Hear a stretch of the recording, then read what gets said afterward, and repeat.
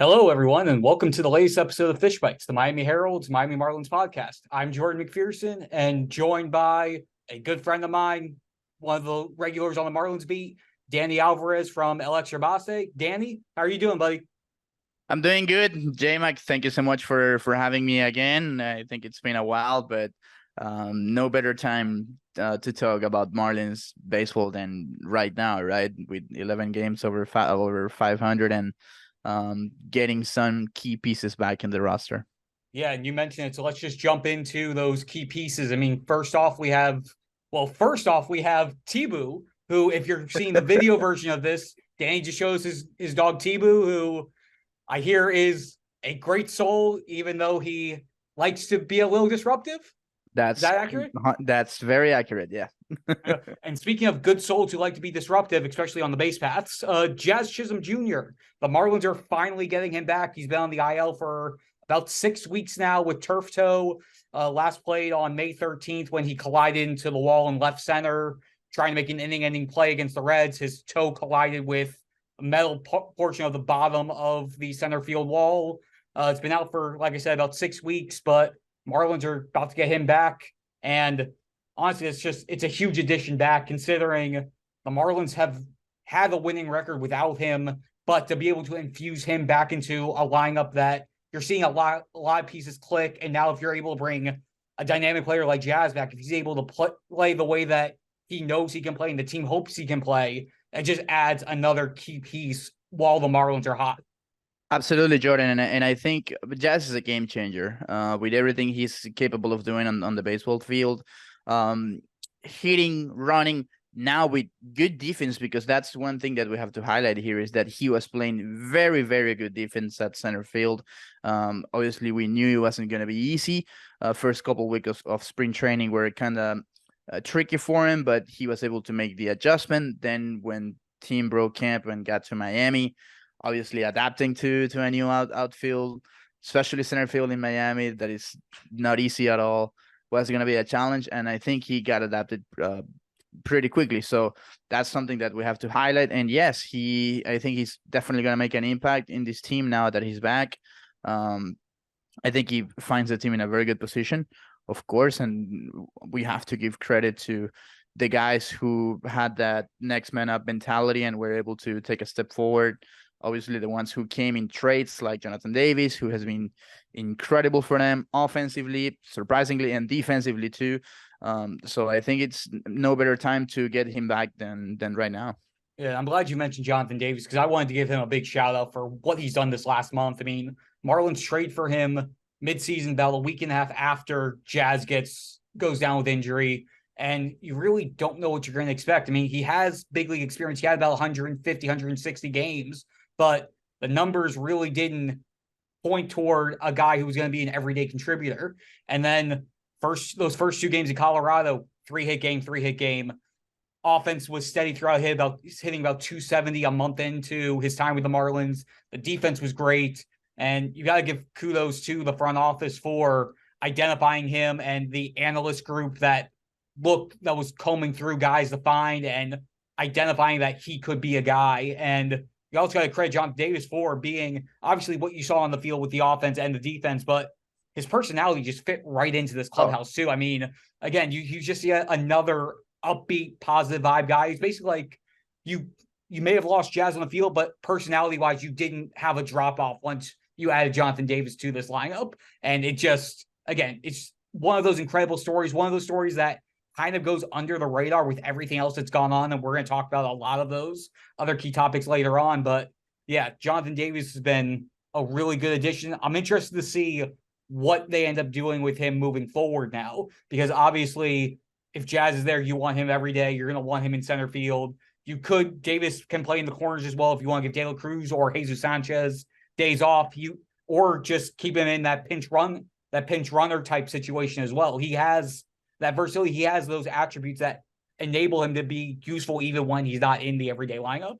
Yeah, I think he earned it, and I think that we're seeing that with the moves that the team made today, sending both Garrett Hampson and Jacob Amaya to AAA Jacksonville, because that was a topic of discussion. What were they going to do when Jazz was ready? And now that Jazz is ready, we know that he's going to be activated for this Boston series, and they kept Jonathan Davis. So yeah, as you mentioned, he can play the corner outfields. I don't think that at this point the Marlins are going to platoon very much Jazz, just like Mattingly did last year. But if that happens one day, maybe to give Jazz an off day, he can be a center fielder again, the center fielder against a lefty pitcher. So I think these are the tough but good problems that both managers and front office want to have, and he earned it. He definitely earned it. Same thing is happening with the rotation, for example. Yeah. Speaking of guys who stepped up, with Brian Hoeing with back-to-back great starts. So it's something that we really have to give them credit for. Yeah, and you mentioned two of the moves, Amaya going down and Ham's going down. Gene Segura is also going to be back. The Marlins activated him. He's missed about a week with hamstring strain. John Birdie has been the main guy at third base. So now you have now we also see how the Marlins handle the left side of the infield, because when Amaya was up, it was basically Wendell and Amaya able to platoon at short, and Birdie was every day at third.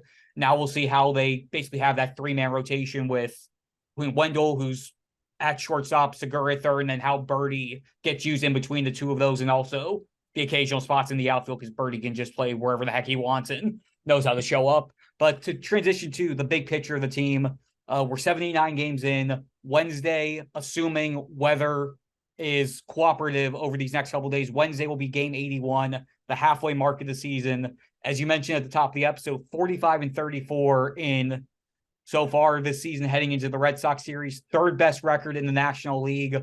Only the Braves and the Diamondbacks are ahead of them. Danny, to you, what stood out the most about this run so far through 79 games? What has impressed you the most, and just your thoughts on seeing what this team has done so far in year one under Skip Schumacher? It's difficult to point to one thing when a team is playing so well. But something that we definitely have to highlight is that this team has come back and win over 21, 22 times. I think it's 22 after the Pirates walk-off. The Pirates walk-off made 22, I believe. Exactly. So it's 22 times, and that just tells you about the resilience of this team and how resilient they are, and that knowing that whether they're down 3-4 runs, they can come back at any point of the game. Something that we didn't see happening in years past, especially something that personally frustrated me for the last 2 years was that they were playing close games. That's why they lost so many games by 1 run, but they just let games go away just in 1 inning by allowing 4 to 5 runs. This year we've seen, for example, Sandy having an inning like that, allowing 4 or 5, and then coming back and winning that game, even though Sandy didn't have his best stuff that particular night or day. And that gets me to my second point: how good they've been this season, knowing that their ace, their Cy Young, has had the worst stretches ever experienced in the big league so far. And we know that a picture of his talent, his quality, and how much he works, that might be the best acquisition the Marlins may have for the next couple months, knowing that at some point Sandy will get back to be Sandy. So that's something that I've really liked about this team, their resiliency, and also how good young players, and especially in the rotations, guys like Eury Perez, Edward Luzardo, has been able to fight and keep this team in the right now in wildcard positions, but really chasing the Braves. Yeah, I mean, if I told you at the start of the season, through 15 starts, Sandy's ERA would be hovering around 5, and the Marlins would be 6-9 in his starts, and they'd be 11 games over 500, how crazy would you have called me? I would have told you to please go and seek help, like anonymous alcoholics or something. Yeah. Because it's like, what have you been drinking, man? I mean, it's something crazy. But yeah, and that's, I mean, obviously we know that how good Sandy can be, and I don't think that's might be really a deep concern now, knowing especially how encouraged Skip Schumacher, not now series, sorry, especially with how encouraged Skip Schumacher was on his last start, or after his last start. that he mentioned that was pretty encouraging. But of course, I mean, the team has done a pretty good job to actually give him run support and to know that, yes, I mean, we don't have to depend only on Sandy. And last year it got to a point where it seems like they only won every 5 days when Sandy was on the mound. Yeah, and a couple of the other points I want to bring up, you brought up the close games, obviously the one-run game differential. For me, the bullpen. I mean, that's something that gets overshadowed a lot with this team. And you look at, again, just the acquisition they brought in, AJ Puck coming in and establishing himself as the closer right away, making it easier with Tanner Scott and Dylan Floro not having to rely on those two every single game. The emergence of a guy like Andrew Nardi, who the little bit we saw of him last year was not good, just in the simplest, nicest way to say it. And he's become a guy who you can put him in whatever situation. He could be coming in with runners on base and you need him to hold them, to strand them, or he can come into a high leverage situation, or you're going into extra innings and you've burned all your main guys. You still have faith that a guy like him is able to step in there.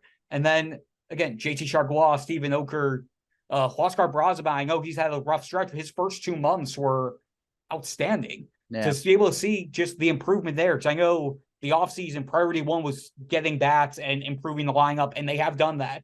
Priority 2, which was very secondary, was beefing up that bullpen just in terms of the depth. So you didn't have to rely on players A, B, and C every single close game.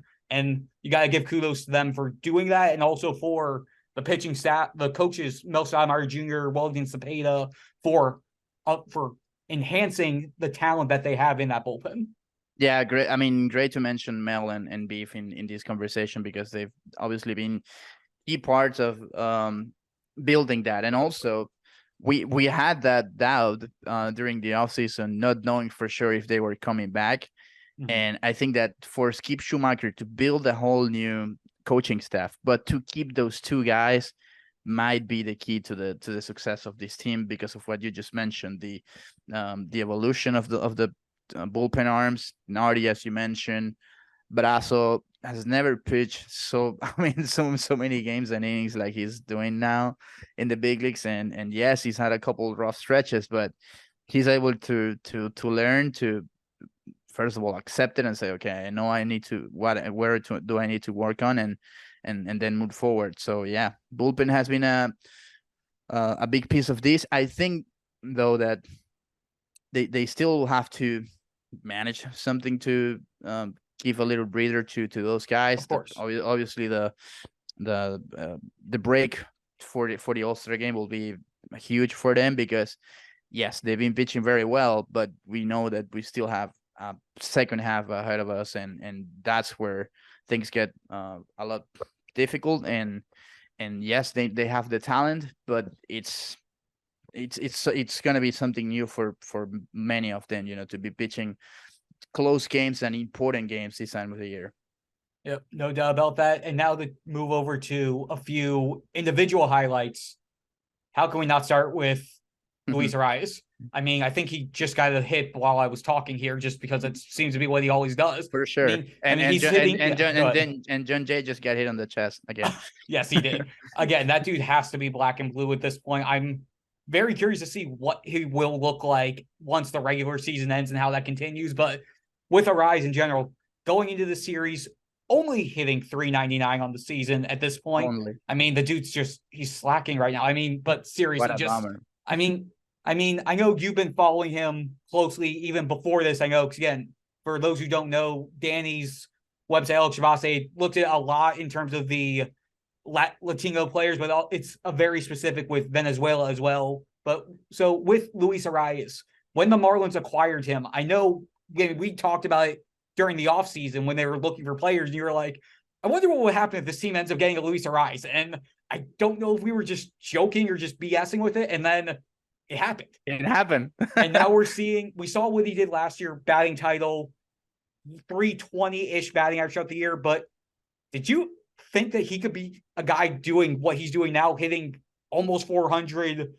I think he's only swung and missed 28 times this year. It's something like that. Just over 1,000 pitches. Yeah. Yeah. Just from your vantage point, what has it been like seeing him this year? And from the time you spent following him and watching him before, what's changed? I think that the one thing that has changed, honestly, Jordan, has been him taking care of his body and getting in shape for the season. Because I remember watching him when I first saw him was probably 6 or 7 years ago in the Venezuelan Winter League. He was 19 years old, playing for Magallanes, Navegantes del Magallanes, which is one of the most important teams in Venezuela and the Caribbean, with a huge fan base, and playing games against Leones del Caracas, which is like a Red Sox and Yankees type of rivalry in Venezuela, where every game is packed with more than 20,000, 21,000 people in the stands. And this kid was playing those type of games like nothing. Like it was a wiffle ball game for him in a backyard. So, of course, I'm not surprised that he can hit, because he's been always a great hitter at every single level, winner ball, single A, double A, triple A, whatever. But to be almost hitting 400 at this level, when we're seeing basically every single pitcher that steps on the mound throwing 95 plus with a nasty sinker, nasty slider, nasty changeup, basically every single pitch, and he makes it look so easy. It's something that I would have never imagined, and gotta give credit to him for how hard he's been working in games, before the games, post games, off season, in season, on his body balls. But also this guy, for example, as we're talking right now, he's probably in Boston in his hotel room, having a video chat with his hitting coach, Frank Valdez, with a little tee and a little pad, and he's just swinging and just asking Frank, okay, what did I do wrong? Or is this good? Is this bad? Because that's how much he works. When he has time off, he usually calls Frank and asks him like, hey, am I doing this good or bad? Even though he's hitting 400 or whatever. It's absolutely unreal. And also in this day and age where everything is home run strikeout, basically, to see a guy who goes back to that old hit collecting mentality, the stuff we don't really see anymore, it makes you appreciate the skill set that much more, because of just how different it is from the modern day. It gives you that old school throwback type deal. Absolutely. And now we see so many people saying, oh yeah, he's hitting 399 or 400, but he's just getting singles. Well, if it was that easy, then everyone should be getting singles, right? But we also know that he can hit for power. We saw his homer this weekend. He can hit for extra bases.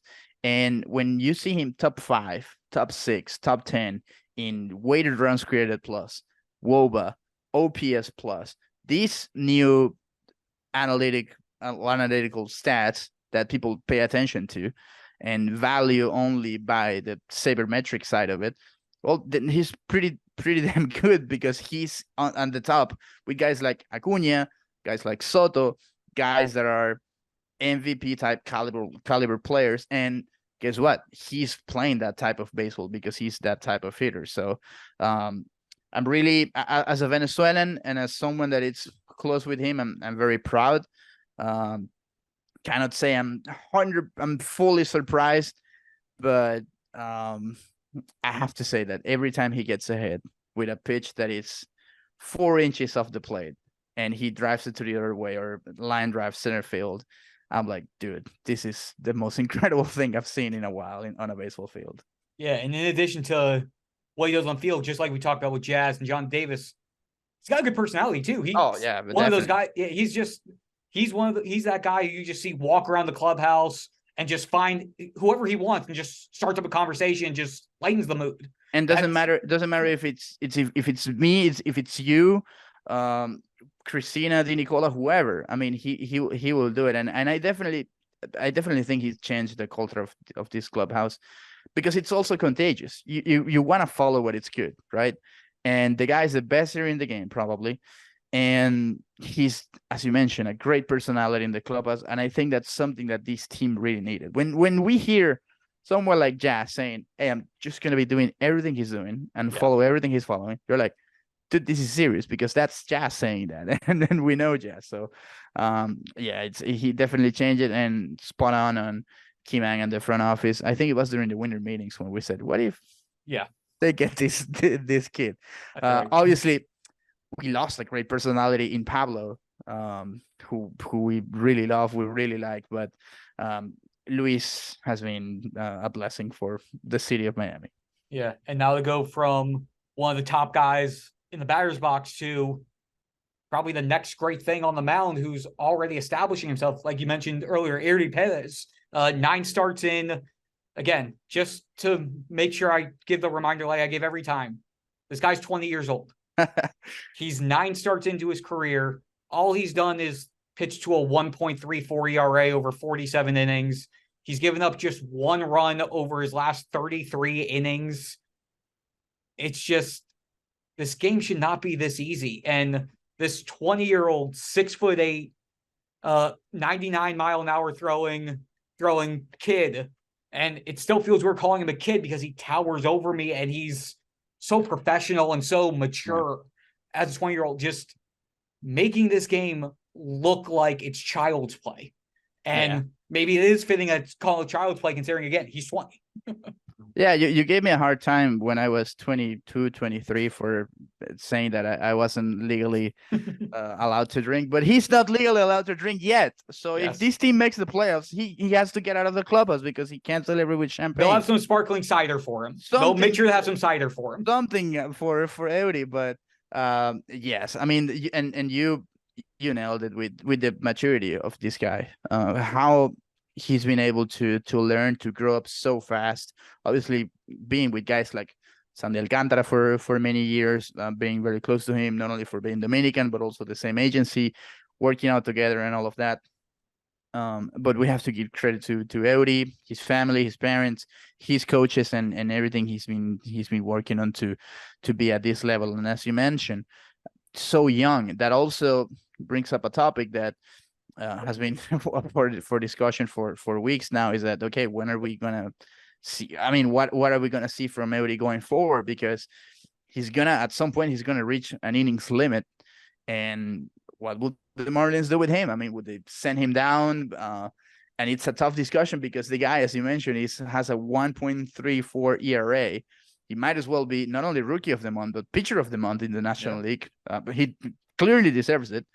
And it's been something crazy for a 20-year-old guy. So he's making this front office and coaching staff scratch their heads because it's been really good. But as we know, he only has pitched 77 innings. That's his career high for any level. He's only 20. You have to, even though they need him to stay in this fight for the playoffs, you gotta also think ahead and know that he's 20 and he's gonna be a huge part of this organization going forward. Yeah, no doubt. You mentioned the innings count. He's already matched his career total for a season after his last start. So every pitch he throws from here on out, we're in uncharted territory. Yeah. And I mean, I feel like probably 115 to 120 was probably what they were hoping for this year. And if that's the case, he has about 45 innings to play with. That's not a lot of wiggle room. And it probably, they're appreciative of the fact that he was able to get up here, get this extended taste, but it also happened because of the state of the rotation. Mm-hmm. They were without Johnny Cueto. They were without Trevor Rogers. They had Braxton Garrett fill in immediately for Johnny Cueto, and Braxton's been absolutely fantastic. I mean, if you remove that one game where he got shelled against the Braves, the 11-run game, he's hovering around 2.5 ERA on the season if you take that one outing away. And once when Trevor went down, they started with Brian Hoeing, had him make 2 starts and then did a bullpen game. And then they finally said, you know what, this isn't working. Let's bring Eury up, see what he can do. But in a perfect world, he probably would not have come up as quickly as he did just because of the innings monitoring they wanted to do. So now it brings up the question, is 120 or something in that range going to be the cap? Or if they see that he's doing well, would they push it a little bit farther? And if so, how far would that go? And where does this either shut down or time where you skip starts, when would that begin? He has 2 starts left before the All-Star break. I would imagine you give him those 2 starts, 10 innings, 12 innings there, and then figure everything out in the second half. Because especially with the state of the rotation at this point, you kind of need them for these 2. Yeah, because especially we don't see, sadly, those pitchers that went down coming anytime soon. Cueto, of course, it's the closest one because he's pitching games at AAA, but he hasn't been pitching that well. It's kind of concerning.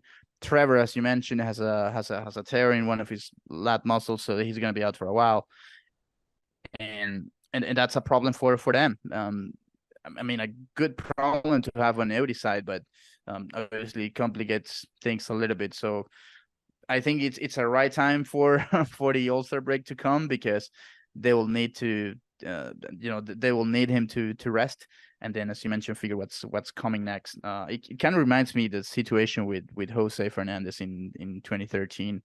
Obviously, he came up because Sanavia went down, Nathan Eovaldi went down, Henderson Alvarez went down, so they had nobody else to fill in, and they had to use Jose, and Jose ended up throwing 170 something innings that year. But it's a different case. Maybe Jose as a stronger dude who pitched more in the big leagues, in the minor leagues, I meant, and it's a different, it's a different type of pitcher, but the situation is kind of similar. And but the thing is that Jose wasn't pitching in those intense games that the Marlins are about to face now, because that team was basically eliminated from contention since day one. For Eury, it's going to be a whole different world now. Yeah, no doubt. And only have a couple minutes left here, but before we wrap the episode up, wanted to give you a chance to talk about a topic that has been something you've been following and tracking for a while now, and it's fitting because he's going to be back down here next month. Miguel Cabrera, you got to cover 3,000 hits. You and Extrabase, you guys have been following his final season. Just give us the quick version of what this experience these last couple of years have been like, being able to be as close with Miggy as you have been, and just the emotions of what these last couple months of his big league career are going to be like. No, I appreciate you giving me time to speak about this, Jordan. It's one of my favorite topics, and it's been a privilege, an honor, a blessing to be this close to the greatest Venezuelan player of all time, one of the greatest Latin player of all times, and kind of emotional too, because we're seeing just the last of him. But it's been a fun ride. Last year, as you know, we went to Detroit to cover the 3,000 hit, and he got it. All the celebrations and all of that, and now to have him back to Miami this year, his final season. The Marlins fans and Venezuelan fans in South Florida are a big community, are going to have the chance to give him a very deserved and great farewell in his final season, and I think that's going to be pretty special for both Venezuelan and Marlins fans and baseball fans in general who live here in South Florida. I encourage all of you to go and to every single game that weekend, but especially Venezuelan heritage. You're also going to be supporting a good Venezuelan cause down there, and yes, I think the only tricky part is that I don't know if I'm going to be missing that final game in Detroit, because there's another Venezuelan guy in the Marlins that is making history with every single hit he gets. And he's going to be probably the back-to-back batting champion, but in different leagues. And that has never happened before. So, Of course, that last part of the season, we're going to be obviously following Miggy, but Luis Arraez very closely. And I think that could be very special too, but it's because Miggy is kind of passing the torch to these young stars. We see Acuna, but Luis, of course, is going to be part of that core of Venezuelan players that are now going to be the stars of this game. Yeah, no doubt about it. It's going to be fun to watch both of those as they track everything down to the very end. But with that, that's going to do it for this week's episode of Fish Bytes. Danny, thank you so much for the time as always. Looking forward to catching up with you again once we're back in Miami. And with that, we will see you all again next week. 100%. Thank you so much, Jordan.